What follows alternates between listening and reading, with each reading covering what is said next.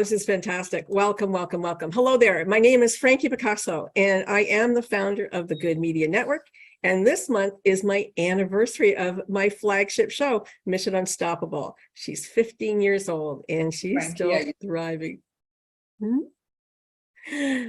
Why is she thriving? Because there is never a shortage of folks in the world who, against all odds, show us just how unstoppable they are and how incredibly valiant and courageous and tenacious we as human beings can be. So happy anniversary, Mission Unstoppable. Well, today is no exception. Today we're going on another mission with a lovely young woman who comes to us by way of India. Her name is Swapna Abraham, and she's an actor, mentor, designer, marketing and branding enthusiast, mother, grandmother, who recently added author to her resume. Her new book is titled She Sang in the Dark, and she shares key insights, learning, and some of the songs that she wrote during her, get this, self-challenge to write 1,000 songs in 1,000 days. I can tell you that she has been acknowledged with several Life Achievement Awards, most recently an honorary Doctor of Music from, I hope I pronounced this correctly, Vinayaka Missions Research Foundation. Swapna was successful in her quest to get into the Golden Book of World Records, and not in one, but 4 categories. So what were they asked? Well, stay tuned, stay close, and all will be revealed shortly. Instead of me talking, let's bring my guest on, who is way more capable of telling us about herself and her awards than I am. Welcome, Swapna. Thank you, Frankie. Hello, everyone. It's such a pleasure to have you here. Swapna, in your book, you talk about March 28, 2016 was a day that you became overwhelmed with a sudden sense of wanting to give up, to retire from music. After 24 years in the business, 21 albums under your belt, you performed all over the globe, but you were feeling unfulfilled. What happened? I don't know if that sounds a little arrogant, Frankie, but I felt so empty as an artist, even after doing so much. And I was wondering whether this meant that I should just stop. There was a sense of unfulfillment is the right word, right? And I thought I should probably just stop. And that's what got me thinking, what if there's something more that I just haven't yet tapped into, just in the same capacity, maybe something else, because there should be something else if I haven't found it as yet. And that's how this whole thought came about. Let me do 1,000 songs in 1,000 days, one every day. And the moment I thought about it, I was like, did you choke? What am I thinking? I mean, what am I thinking? I could barely do 30 days of a diet, let alone 1,000 songs in 1,000 days. Am I just wanting to be really hard on myself? So this is going to be more than music. It's going to be about a whole lot of other things, which I've mentioned in the book. Yeah. Right? But eventually, that unfulfilled feeling that I had as an artist, it kind of got resolved. It got resolved. After this whole feat was over, I really am not interested anymore. Yeah, I haven't given it. I do understand that. But at the same time, like 21 albums, what's 22? Right? I think that you were there. Like, what's 22? What's going to make that difference? What's going to give me that sense of, yeah, I got to do this. I got to, inject this with something to make me feel more. And that was a great challenge. 1,000 songs in 1,000 days. Like, wow. So the 22nd album was like 1,000 songs, and indeed, that's really what it was, right? Yeah. And not even 1,000. It turned out to be 2,321 songs. That's incredible. Absolutely. And I can look back at it now and think, oh my goodness, how did that happen? But at the time, it was like on autopilot. I knew that I had resolved to do this, and so I would do it, no matter what. You say 1,000 songs in 1,000 days, and a journey of 1,000 steps start with a single step. But when you really break it down, like over 3 years. That's over 3 years. You committed yourself to 3 years of grueling, having to do a song a day within a 24-hour period, having to record it and get it up there, witnessed, so that the World Book of Records could see this. Like, that's freaking amazing. That's like unheard of, astounding. Thank you, Frankie. It sounds all so wonderful now, but at the Yeah, it has to time, be a big relief. oh, it was terrible. There were so many days when I'd actually be just crying inside, and I'd be like, but you know what? I don't want to fail myself, so I'm going to just do it. I'm going to do it. I experienced failure in so many areas of my life before this, right? But this one thing, and I've written about it, this one thing I did not want to fail. And all that was required of me was to keep writing the songs, and I wouldn't. But no, that wasn't all that was required of you. You had to write the songs and record the song, but life happened in 3 years. You know, there was an emergency here. You have to fly off to here. This didn't record that day. Like so many myriad of things could have happened that you wouldn't have been able to record a song in a 24-hour period. And that would have been the bust. That just would have been the bust. And you would have either had to start over or not. So close to that so many times. I thought, okay, this is the day. And then it must have been, I can't remember the count of days, but when I put them all in the book, I was very meticulous about the day number and so on and so forth, right? Yeah. I think it was just 1 year before the close. So it's 2/3 or already 2/3 done. And I got stuck in the lift and I thought, okay, this is the day I'm going to fail. Yeah, this is it. But see, it's even when you know that perhaps that's the day that you're going to lose, you're like, but let me try. There's going to be some way out. But I gotta still do it. I still want to do it. I hear it. Now you record gospel, pop, rock, funk, anything, everything, country, like everything is, you're open to everything. And you weren't, and children's music now. I mean, you did children's songs. And so you weren't just, you know, writing a song that was, you know, done a little ditty. Like you actually wrote really good songs that people really like, you know, they're on Spotify and they're being downloaded. And like, you got a beautiful voice. I mean, these are good songs. These are good songs. They're not throwaway songs. And then as if it wasn't enough, as if it was not enough to publish these songs, 1,000 songs in 1,000 days, 1 song a day, you decided that, oh, you know what, let's up the ante. Why don't we do an adult song in the morning and a kid's song in the afternoon? No, that's not enough for me. I have to now do 3 songs a day.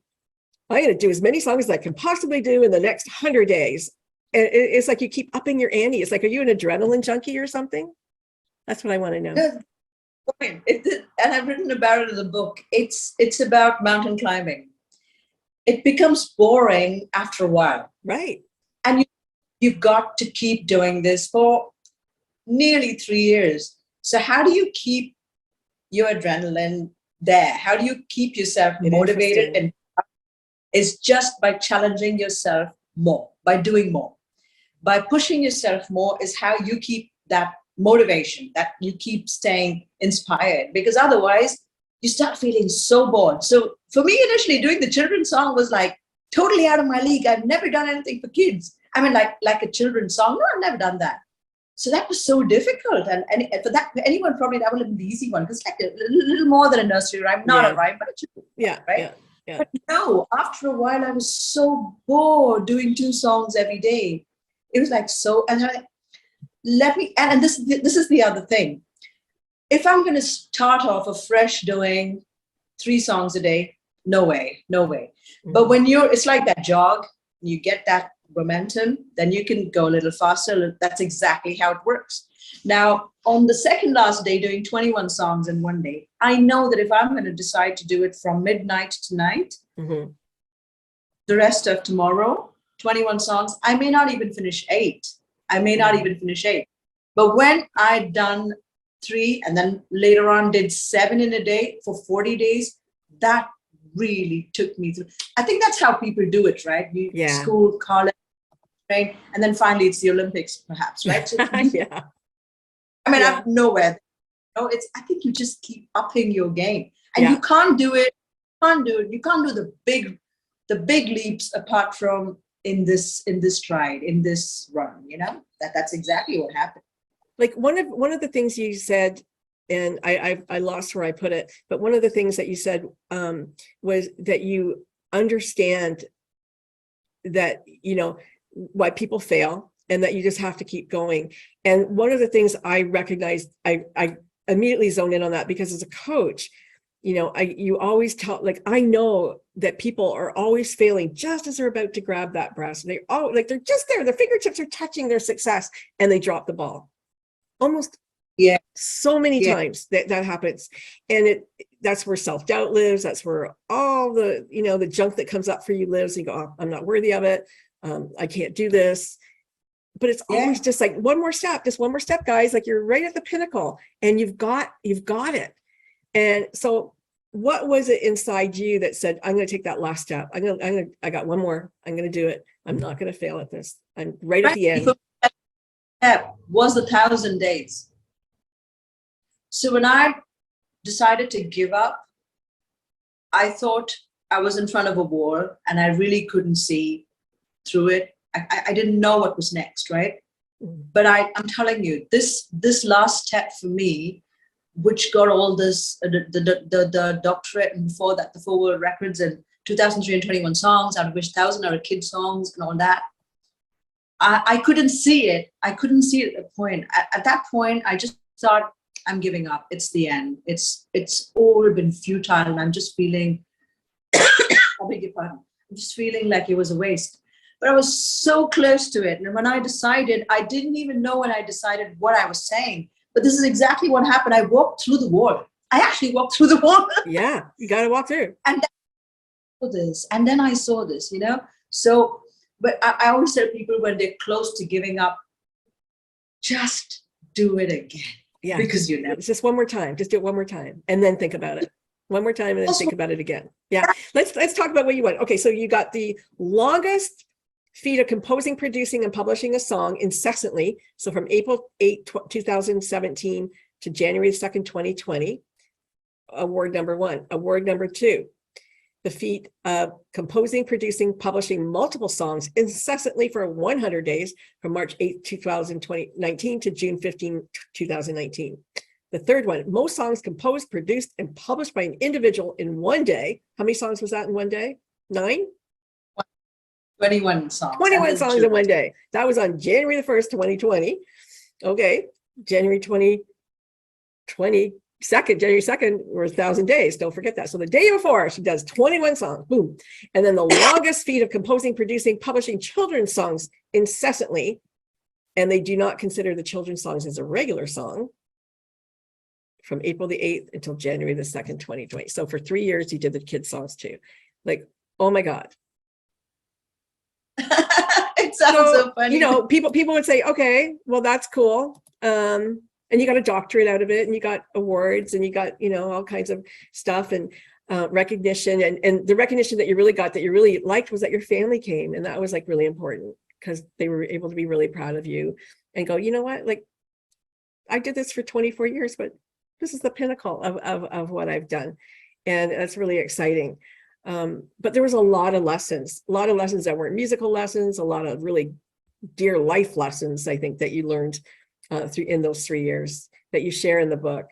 And they're good lessons, you know, about tenacity and about how to be unstoppable in your life. And it was, you know, you showed your kids and you showed everybody that it's possible. It's possible to do, you know, impossible things, really. And I look at impossible because I say, you know, I specialize in impossible, but I am possible when you look at impossible, right? That's what it is. Yeah, I'm possible. And what was super interesting was at the end of the book, and you talk about what happens after the letdown or the vacuum or the just like, you've been on adrenaline for so long. What do I do with myself today? What do I do with myself today? And I thought about that. And I started to think about how the universe doesn't like a vacuum. I mean, it doesn't like a space. And so when people give up something, you have to fill that space, because the universe is waiting for you to fill the space. So when you give up food, or you give up smoking, or you give up whatever, it's saying, okay, well, what are you going to replace that with? You have to replace it with something, some other thing. Withdrawal symptoms, it was so severe. On the 3rd of January in the evening, I just was so restless because I didn't do the songs for that day, right? And I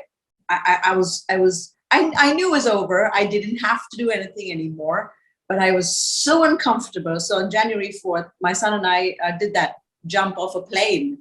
It was so easy to jump out of a plane because I was so high on the 2nd of January. On the 3rd, I was in a slump. On the 4th, I was like, you just have this huge dare mentality. Yeah. It's like you think that nothing is impossible. You actually feel that, And it isn't impossible. I can't explain that. Yeah. Once you climb that mountain, you really believe that you can do anything. Yeah. And that's why you see people who climb Everest and who climb, I interviewed one of my very first shows 15 years ago. I interviewed this mountaineer, Nigel Vardy from England, and Nigel had climbed 7 of the highest peaks in the world. And he lost his nose and he lost his toes. He had, what do you call it? Frostbite. I mean, he lost all kinds of things. And at one point, he was super lucky because he got stuck on the 2nd highest mountain in the world, and they were actually able to pick him up a helicopter and take him out. But he kept climbing. I go, why do you keep climbing? Like you've lost stuff, like those are important digits in your nose and stuff. But the need to continue is there. Yeah, it's a genuine. You're literally a junkie. Yeah, you have to. So for me, see, you're not coming down a mountain. You're just dropping from the height. Yeah. When you finish day 1,000 and the 1,001st day, right? Day 1 after 1,000 is a normal day, but you're not the same person that you were 1,000 days before. Yeah. You've been through so much, you've toughened up so much. So now for you to face a normal day, you're not a fully normal person in that sense. You know what I mean? Yeah. And you keep thinking like something's missing from my day right now. Yeah. It's not like mountain climbing where you can come down slowly. No, you've reached the summit and suddenly the next day you're on sea level again, and you don't know how that happened. Yeah. I think that for people that that retire, that day after retirement, it should feel so difficult. I'm just thinking, you know what? I retired officially in June. And I'm working more than I worked before. So I think that's why people die after they retire. There's nothing, right? You have to keep working. And, you and I are both affiliated with the G100. That's how we met. And, like you are a country chair. So you had a huge role in having to, find all these people and bring them in. That's big.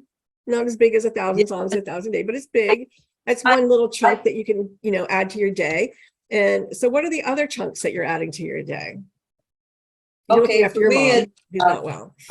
I 2 roles in a day job that I have. There are 2 roles. And I think it pretty much takes 2 minds to have both those roles.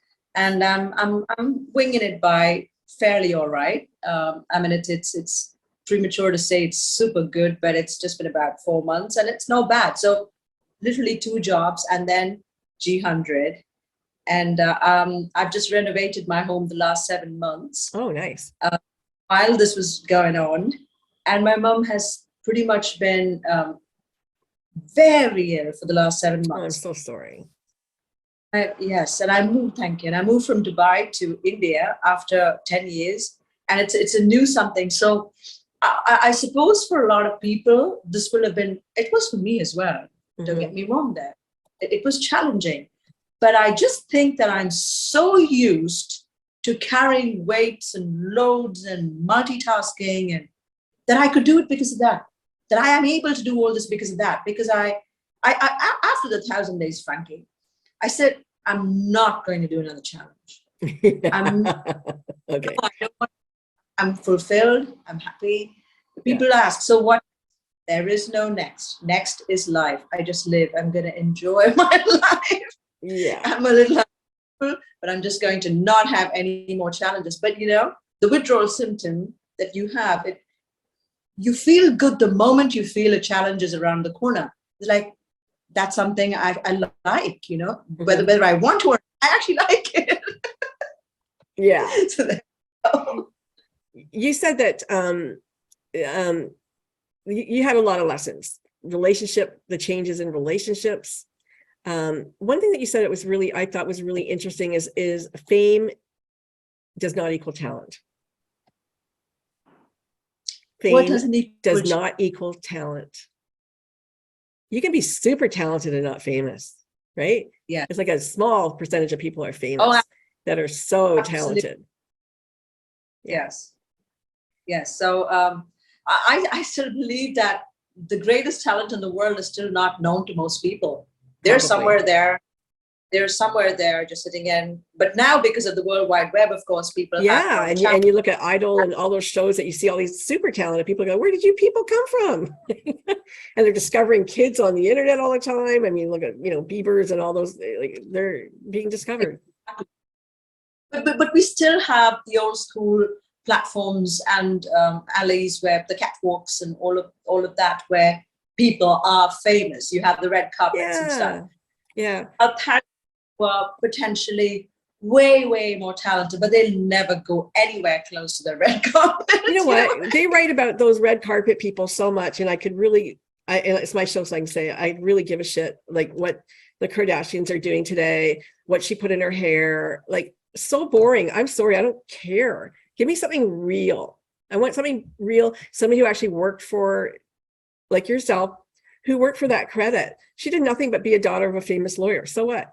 You did something hard. Hey, Frankie, but the way the world is working now, popularity and fame, we're kind of educating the audience poorly. We're not educating the audience to appreciate talent. That's right. But people wasting their time, by and large, just seeing random stuff and saying, wow. When somebody, they can't even tell the difference anymore when they listen to something that's really good, that is good. See, but they really can't. The way art and talent is out there in the world now, people are not educated to recognize what is gold and what's diamond for crafts. They can't tell the difference anymore. No. They really can't. No, they can't. And they don't care to. Yeah. How did you get to the end? You talked about envisioning, and I think that's really important to talk to people who do want to do something, who have a big vision in their life, or who have a goal that they want to meet. And you didn't envision how you're going to do it. You envisioned the last day and what that was going to feel like and look like, and how exciting you were going to be, and all of that stuff. And so that is what you kept in your mind's eye every single day for those 3 years. Yes. I believe that. Did you make a vision board or anything like that? No. Nothing physical? I just saw day 1,000 in my head all the time. Even when I was in 250, 500, 750, I always saw day 1,000, and I knew that would happen. And Frankie, the thing is, one thing is you seeing it. You have to see the end, but you also have to have at least one person that is close to you that sees the end. For me, that was my father. The moment I told my parents about it, my father was the first person to say, will we be alive when she finishes? Yeah. But by saying, I like to use the word prophesy, he actually said I was going to. Yeah, exactly. And I'm so glad that it was your dad, because my dad was the one who was the one for me too. The opposite. Growing up, so hard to please, and I've written about it. It's so difficult, right? Never good enough. But never just there. It's always something lacking. But this was so different, and for me to have him say that was like, wow. He believes in me. So to have someone close to you see the end, it kind of helps you see the end even better. I think that your father's way of helping you was to make it never good enough. And that was his way of making you try hard. And because I had a teacher like that. She was a writing teacher, and you could never write good enough. Never, never, never. And one day, I mean, I always like came close to failing, and I thought I was a good writer. And then one day, I felt like Pearl Buck. She goes, "Oh, that's amazing. That was fantastic." I'm like, "What?" Because for a year, it was like, not good enough, not good enough. Right? But that's their personality. I think that's how they do it for you. And I don't know if your dad was a Virgo like you are, but they're perfectionists. Yeah. I mean, it's really hard. It's hard to please them. But I'm a Gemini. I'm just a slob. But I'm grateful. I'm really grateful for that, because most of the people, it toughened you. Will you be able to finish it? Yeah. I mean, will you be actually show up every day? Have you thought this through? And you know what? I couldn't think it through. You can't think it through. It's too big to think through. Yeah. I couldn't think it. I knew that it was 32 months of, I knew that it was 143-ish weeks. Yeah. I knew that it was nearly 3 months and 2 3/4 years. So out of your scope though, like just nothing is ever compared to that. Yeah. Never mind. I'm going to do it. And then there is someone doing this for the longest time, one every day, doing it differently, not doing it live. Like we were doing, I was doing this, I was composing live, right? Yeah. Doing it different. And when I know someone was doing that, the reason I did the children's song was because I knew someone's already doing one every day. So I said, you know what, let me do two. But let me do a second different song, which would be more different. But children, I love children, right? Yeah. I love children. So let me do something for the kids. So you want to walk the road. I mean, I wanted to walk the road that had not been traveled before. Sure. Yeah. And your son said to you at the end, he goes, somebody could beat you. Somebody could do it now. And the thing is, that's okay if they do. Everybody's a world record holder until they're not. And you know what? If they do it, kudos to them. You can pat them on the back and go, good for you. That's the important thing about world records. You cannot attempt something that is not something that someone else can break. I mean, you have to do something that can be pursued by someone else. It cannot be one of those no one else can break, because then that does not qualify for being world record. So I told my son, you know what? I believe it can be done, but I still think it takes a certain person. Oh gosh, yeah. A lot of crazy combinations for certain to do certain things. You know what I mean? You know what? If you were married at the time, if you had your young children at home, like any combination of anything that could have, imposed on you in any other way, then I'm free to do it, except for the circumstances that are unknown to me. Right? It couldn't have happened. I'm sure of it. I was a single person. I was a divorced person. My kids were in and my daughter was. But still, you flew to your daughter's first birth. You flew to her second birth. Like you were doing all of this, and life goes on, Mom. Life goes on. I think more than being an artist, I'm a mother first, and I would say that. So I'm constantly there for them. Unless they show up when the live recording is going on, I say, I call you back. I'm making a song right now, and they know that. Even my grandson knew that. Yeah. That in the room there, she's doing something. Once that's over, she's going to come out. So, I flew all the way for both the deliveries of my daughter. And I wanted my grands, Frankie had that. It's for us, right? So, yay. I mean, life goes on in the background. And I think what was, I realized this, and I wanted to bring that point in the book, that parents, we tend to always patronize our kids, their talents, their abilities and skills and so on. And we put ours on the back burner, right? So let them get that opportunity. No, I think they're doing theirs, we do ours. Absolutely. While they get to see that, and then they're inspired by that. They don't go, oh, my mom didn't do anything. My mom did. Like, I was a drummer. I was, the first female kickboxing promoter in the world. I did stuff. My kids were really proud of that. They go, oh, my mom does this and this and this. She's a drag boater. They thought that was really cool. And other moms didn't do that. And so kids hung out at our house because they thought I was a cool mom. And I didn't do it to be a cool mom. I just did it because that's what I was a drummer in a rock band. I was, this is what I did. This is what I enjoyed doing. And it inspired them to do things that they enjoy doing. And I think that's the thing is that you want your children to see you as a person other than a mom, like somebody who has dreams and abilities and and all of that good stuff, I think it's more exciting for them. Yeah, and what's wrong with being ambitious? Yeah. Especially if you've got an ambition that suddenly come into your heart, what's wrong with pursuing that?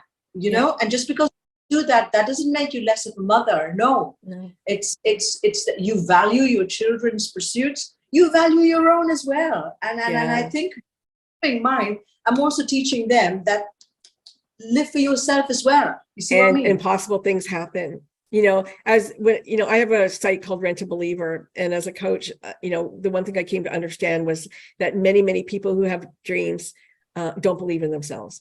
And you said, tell one person that's going to believe in you. But generally speaking, when somebody has a big idea, I said, don't tell anybody.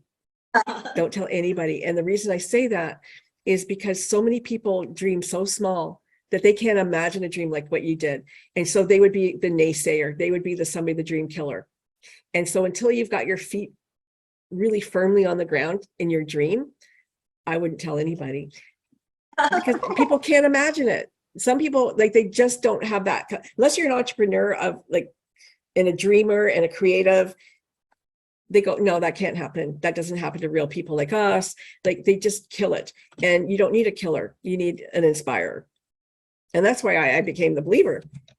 And if anyone asked me details about it, Frankie, before I started, there were some of these radio interviews, right? So when they would ask me, I'll tell them, frankly speaking, I don't know. I'm going to find out when I get there, and I'll tell you how it is. Yeah. So, okay. I'm not going to make this too long. Okay. The name of the book, She Played in the Dark. Where did that come from? Oh my goodness. That has got so many connotations. I believe that I was invisible for most of my life as an artist. And I think part of my lack of feeling fulfilled came from that feeling of invisibility. Mm-hmm. Because I believed that the songs were good. I believed that the skill was average or better than average. Better than average. Come on. You're good. Frankie. You're a good singer. But didn't understand why I was invisible, right? So then I thought, just because I'm invisible doesn't mean I don't pursue my art, and I've written about that, right? Just because no one sees me, something that doesn't mean, for example, even if no one's going to read the book, doesn't mean I'm not going to write the book. No, I have something I've learned. I have something I want to share. This is, if nothing else, it's a chronicle of how this was done by somebody, right? Yeah. Hey, I've got 5 books here. Are people reading them? I don't know. You're not going to get rich off of them, I can tell you that. But you have a voice. What a great legacy. It's a legacy. I mean, you've got 21 albums that you've left behind too. I mean, that's a legacy. And that, like, a lot of people, they can't say that. They can't say that they've got something that's going to last after they die. Right? Our work outlives us. We That's go, it. but this was forever. So I get that. So my paintings, that feeling of being invisible, but I continued playing, I continued singing, I continued writing songs. And I thought that when I would get on these 1,000 days, that I would still be invisible. But then I said, you know what? Still do it. Even if you'll be invisible. Do it, because you believe in it. You believe, because I sit and listen to some of my own songs. Sorry, I don't want to sound really cheap over here. I listen to great artist stuff. I also listen to my own stuff, by the way. You should. So that's why I say your first audience is you. Hey, I got my own paintings hanging up in my house. Does that mean I shouldn't? Like, I don't know. I like them. But okay, so here's I lost it. Sorry. Go on. I lost it. I wanted to ask you something. No. This thing about. Can you play something? I was gonna introduce your song into here, but I realized that YouTube would stop my video because they would go, "Do you have permission from the person?" So if you play live, though, they can't do anything. Did you want to play a few beats on a song, or how do I do that? Do you have a guitar? Oh my goodness! My friend told me I would be asked. I don't have it here with me. That's okay. Okay, I won't put you on the spot then. I just thought, no, I knew that if I downloaded from Spotify or something like that, that they would stop it. You know. Yeah, you can't put other people's music in that you haven't paid royalties to and things like that, right? In YouTube, they it's like you don't want you to plagiarize anybody or copyright stuff, so they stop it. Even if I say you can use it? I don't know. I've only had it stopped once, and I did have the original artist, but you can sing a kid song. No, I can sing. I can sing something just now as we're talking. Yeah. I want to tell you something that's exciting. Oh, wow. Look at your a cappella voice. It's beautiful. And she's still got COVID and a cough and whatever. I'm just getting out of the viral thing, right? Yeah. Yeah. I want to tell you something that's exciting. It may mean nothing to you.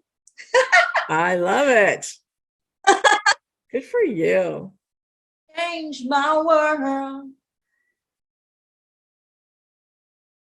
Show me the pearl and the world that's mine. You're making this up on the spot right now? Yeah. Look at this. We've been privy to an original composition. I love it. Good for you. Wow. There's a high note to go out on. Swapna, do you have anything else you want to tell anybody? Oh. Leave them with something, a lesson. This is what I tell people, especially those that are in a dark place. You know, it's for those that are in a great place. I want to tell them that the dark places are not far away. It's not bad news because that's life. It just keeps going this way. But I surely want to tell people that are in a dark place that they have to pursue their art. They have to keep doing what they're doing, whether anyone's with them or not with them, anyone knows them, doesn't know them. And they have to keep getting better at their art and never settle with mediocre. You've got to get better and be more skillful. You set the bar. You be the audience. You be the person that'll be tough on yourself. You fix the challenge and then go do it. See it and do it. And then you'll be creating your own. You know, that there's so much that we're supposed to do, Frankie. And I keep saying this, people don't know the many things each of us, just can you imagine if I didn't do this? And I was meant to do this. Now I know, right? But if I didn't do it, what a loss for me. So many songs, I like so many of these songs. I myself, out of these so many thousands, I easily like 700 songs a lot, right? So what a loss for me. What a loss for some people who like it. What a loss for some people who, you know, were inspired by this journey. But think of it, each person out there has got something that they have to do for themselves and for the universe, to leave a legacy for their families, for generations to come. And it doesn't matter if this present generation is going to miss the bus, doesn't matter. Someone else will pick it. It's true. It's so true. So these songs are available on Spotify now? Yeah. If you search for Swapna Abraham on Spotify, it's there. Yeah. Even if touch one person with my journey, it was worth it. That's why I say, never give up. Love it. Swapna Abraham. She's a star. Look at her. Yeah, absolutely gorgeous, absolutely talented, incredible. Thank you. Unstoppable. Really, the unstoppable Swapna Abraham.